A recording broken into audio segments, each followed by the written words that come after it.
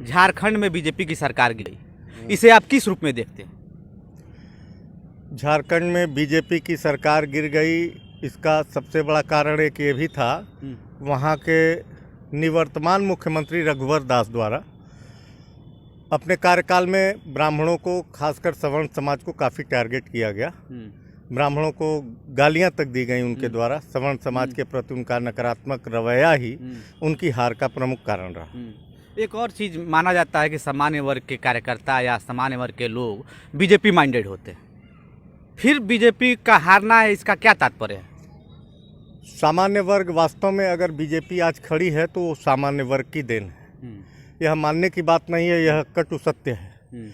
लेकिन अगर आप इनके कार्यकाल को देखेंगे, हम सब बीजेपी से कहीं ना कहीं हम लोगों का खून पसीना पूरा लगा हुआ है और निस्वार्थ लगा हुआ है, बिना किसी लाग लपेट के। सबसे बड़ा कारण ये है कि बीजेपी सत्ता में आती है तो यह कभी भी, आप इसका अगर इतिहास उठा के देखेंगे तो फॉरवर्ड क्लास में भी बहुत सारे गरीब हैं। इतने गरीब हैं, आपको मैं बताऊं, फॉरवर्डों में दलितों से बदतर स्थिति में लोग जीवन यापन कर रहे हैं आज के डेट में। मेरा ये कहना है कि आप जाति पाति सब छोड़ो, आप हिंदू की राजनीति करते हो, पहले तो आप वर्गीकरण ही ख़त्म करो। दो ही वर्ग आप रखो, एक अमीर एक गरीब।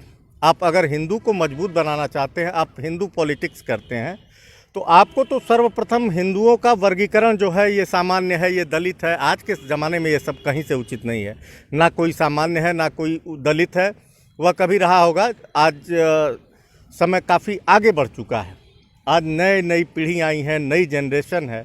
आप इस वर्गीकरण को ख़त्म करके आप एक समान कानून सबके लिए लागू करिए, देश का विकास कीजिए, अपने पार्टी का और अपना विकास मत देखिए। जब तक ये पार्टियाँ, 1 मिनट आपका समय लूँगा, जब तक कोई भी पार्टी हिंदुस्तान में, भारत की कोई भी राजनीतिक पार्टी जिस दिन अपना व्यक्तिगत स्वार्थ त्याग देगी, केवल देश हित में सोचेगी, देश हित में सोचेगी, अपने पार्टी की राजनीति नहीं करेगी, व्यक्तिगत पार्टी की राजनीति नहीं करेंगी, उस दिन से देश का भला होना शुरू हो जाएगा। सर, वर्गीकरण की राजनीति कौन कर रहा है?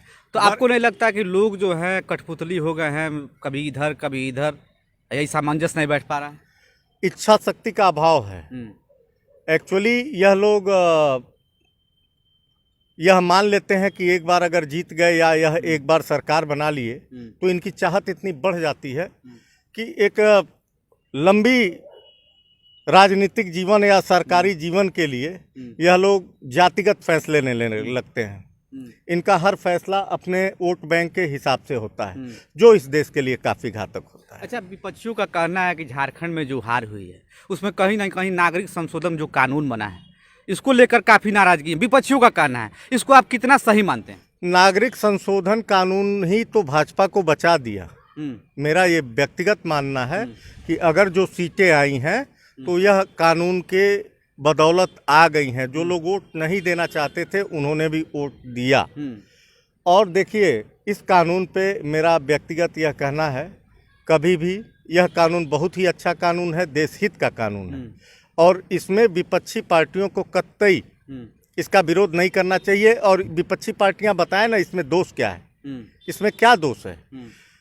जो हिंदू या अन्य कैटेगरी के लोग हैं वह मुस्लिम राष्ट्रों में काफ़ी प्रताड़ित हैं, जिनकी संख्या कभी 22% हुआ करती थी, 1% पे आ गए हैं। अगर उनको हमारा देश नागरिकता दे रहा है तो निश्चित ही बहुत ही स्वागत योग्य, सराहनीय कदम है। इस फैसले पे मैं सरकार के साथ। ललन जी, एक और आरोप लग रहा है, विपक्ष पे आरोप लग रहा है, असम में हिंसा हुई, असम से शुरुआत हुआ। प्रियंका गांधी और राहुल गांधी उत्तर प्रदेश के दौरे पर हैं। उपद्रव में कुछ नागरिकों की मौत हुई थी। पूरे देश में कई जगह हिंसा हुई, लोगों की मौत हुई है, लेकिन शुरुआत उन्होंने उत्तर प्रदेश से किया। कुछ लोगों का आरोप है कि तुष्टीकरण की राजनीति कर रही है कांग्रेस पार्टी, क्योंकि वो मतलब जहाँ जा रहे हैं लोग ढूंढ के जा रहे हैं। तो आपको नहीं लगता असम में जो हिंसा में मारे गए लोग, उनके प्रति भी सहानुभूति कांग्रेस को जताना चाहिए? कहीं ऐसा तो नहीं है कि वोट बैंक की राजनीति के लिए इस्तेमाल किया जा रहा है? मैंने आपको शुरू में ही कहा कि वोट बैंक की राजनीति इस देश के लिए ही काफ़ी घातक रही है, घातक रहेगी भी। और मेरा ये भी मानना है कि इन नेताओं के लिए वर्तमान जो राजनीतिक परिदृश्य है, इस पे एक गाइडलाइन का आना बहुत ज़रूरी है। एक ऐसी कठोर गाइडलाइन बने कि वोट बैंक का पॉलिटिक्स कोई न कर सके, और ये बनाया जा सकता है, संसद में इसको पास किया जा सकता है। जाति पाति धर्म संप्रदाय नहीं, एक मानव और मानवता के लिए कार्य करें सरकारें। निश्चित हम बता रहे हैं, जब एक गाइडलाइन आ जाएगा, कोई भी पार्टी फिर जातिगत या वोट बैंक के हिसाब से बात नहीं करेगी। जो सच्चाई है, जो सच्चा कानून होना चाहिए, वही होगा। ललन जी, एक और सवाल है। केंद्र सरकार के खिलाफ एक सरकार सड़क पर आ गई है, वो पश्चिम बंगाल की सरकार है, ममता बनर्जी सड़क पर आ गई है। इसको आप किस रूप में देखते हैं? आपको नहीं लगता कि इससे वैमनस्यता फैलेगा और देश में? देखिए, ममता बनर्जी जैसे लोग और अन्य कुछ विपक्षी दल,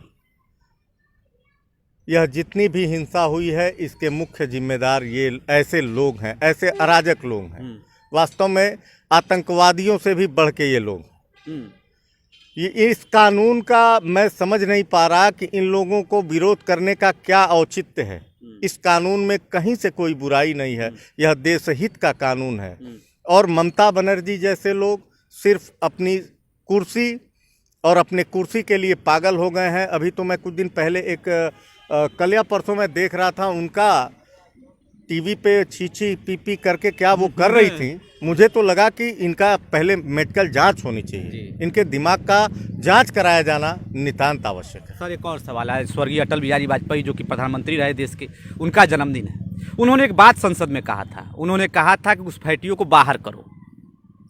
इसको आप किस तात्पर्य में ले रहे हैं? आपको नहीं लगता कि जो अटल जी का स्वभाव है, उसके विपरीत बीजेपी काम कर रही है या विपक्ष काम कर रही है? अटल जी ने कहा था घुसपैठियों को बाहर करो, बिल्कुल बाहर होना चाहिए। आपसे मैं एक सवाल जरूर करना चाहूँगा। आप लोग स्वयं पत्रकार हैं, इस परिवेश में आप जीवन जी रहे हैं। हमारे देश के लोगों को सुविधाएं मिल नहीं पा रही हैं। हम बांग्लादेश, अफगानिस्तान, पाकिस्तान, चाइना सबका ठेका लेंगे? आप बताइए, आप अपने नागरिकों को, इस देश के नागरिकों को उचित संसाधन मुहैया नहीं करा पा रहे हैं। आप तो राजनीति करते हो, करोड़ों अरबों डकारते हो, तुम घोटाले करते हो, तुम एमपी हो जाते हो, एमएलए हो जाते हो, तुम्हारा हर चीज फ्री हो जाता है। लेकिन आम जनमानस का क्या हाल है? आम जनमानस को देखते हो क्या बना के रख दिया है तुम लोगों ने? आम पब्लिक फीस के लिए, अपने बच्चों के लिए, अपने बच्चों के संसाधन के लिए ही घिसट पिसट के उसका पूरा जीवन खत्म हो जाता है। लेकिन सवाल एक और है, विपक्ष तो यही कह रही है कि नागरिकों जब सबको हक मिलना चाहिए, नहीं तो सबको बाहर करो, नहीं तो सबको उसका हक मिले। विपक्ष बहुत ही निहायत घटिया राजनीति कर रही है। इससे विपक्ष का कुछ भी लाभ होने वाला नहीं है। और आप विश्वास मानिए, ऐसा विपक्ष करके भाजपा को मजबूत कर रही है। जी। आज बहुत सारे हमारे देश में मुद्दे थे जिस पे विपक्ष ने ध्यान नहीं दिया। क्योंकि विपक्ष ध्यान इसलिए नहीं देता, विपक्ष बड़े एसी बहुत ऊपर लेवल पे रहता है। नीचे ग्राउंड का तो स्तर उसको पता होता ही नहीं है कि एक आम आदमी कैसे जीवन यापन कर रहा है, आम आदमी कैसे जी रहा है, उसको यह पता ही नहीं है। हमारे देश की अर्थव्यवस्था कितनी खराब हो गई, बेरोजगारी का वो बुरा हाल है। हर आदमी आर्थिक रूप से काफ़ी परेशान है इस समय। बहुत सारे मुद्दे हैं, लेकिन विपक्ष इन मुद्दों पे न एकता दिखाया, न कभी भारत बंद किया। अगर ऐसा किया होता, मुझे बेहद खुशी होती। ललन जी आरोप लगा रहे हैं विपक्ष जो है मेन मुद्दे से भटक गई है।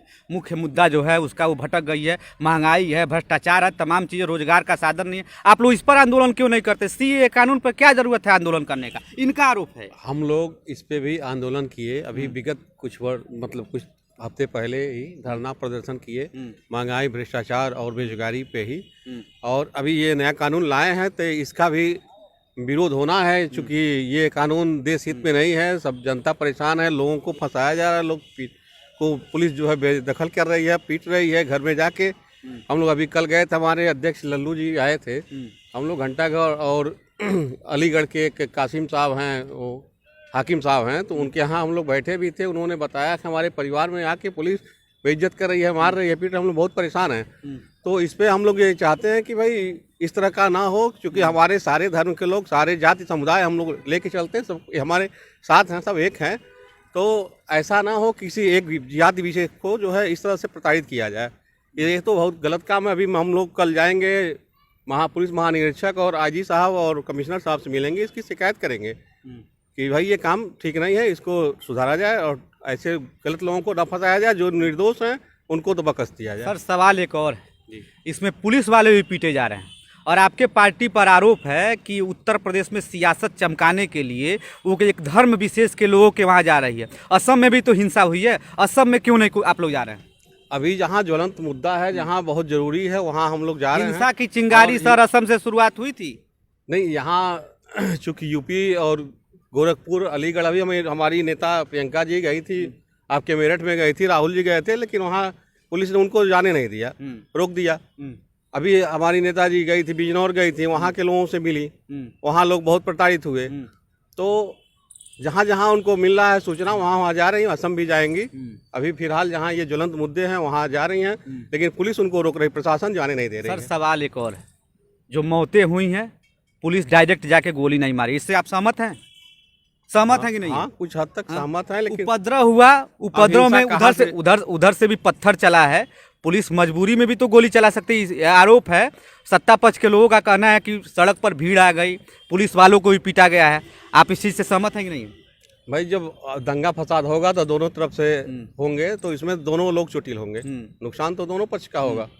एक भी पुलिस वालों से मिलने गई कि नहीं प्रियंका जी आपकी नेता? नहीं, अभी तो पुलिस वाले के पास नहीं गई हैं। अभी लोगों के पास जहाँ सूचनाएं मिल रही वहाँ जा रही हैं। मानवता के नाम पर उनको जाना चाहिए कि नहीं जाना चाहिए?